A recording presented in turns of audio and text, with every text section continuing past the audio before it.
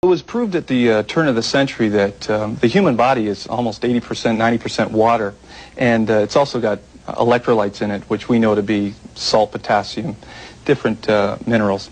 That means we're a salt battery. No different than the car battery, different than something like that. And there's a patent actually called the Cali patent, which I'll hold up here for the camera to see.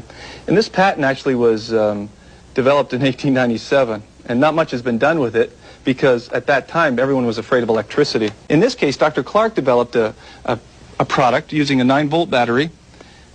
I'll just show you in the back here. There it is, 9-volt battery. And this particular unit, you just snap on your wrist with 2 wristbands. We only have a minute. Yeah. You snap it on your wrist just to prove that I'm a circuit. I push the little green light, and the thing is on. And if I put my hands together, you can hear that I'm a circuit, and I'm a closed circuit at this point. Now, with Why do we get a sound when you put your hands together? Because I've closed the circuit. When I take my hands apart, obviously the electricity is now being able to flow through the body.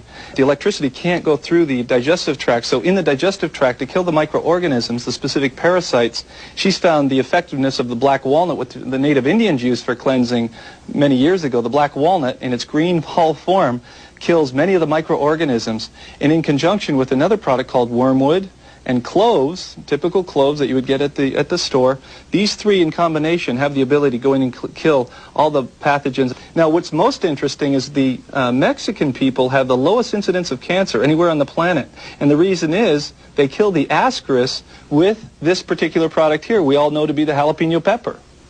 And those seeds of the jalapeno pepper, only 10 or 15 seeds twice a day, have the ability to kill the ascaris, which she found to be a major cause of why the body loses oxygen at the tumor sites. And to kill that, you use the jalapeno seeds, and then you back that up with a little ozonated olive. You're so certain that each time you have...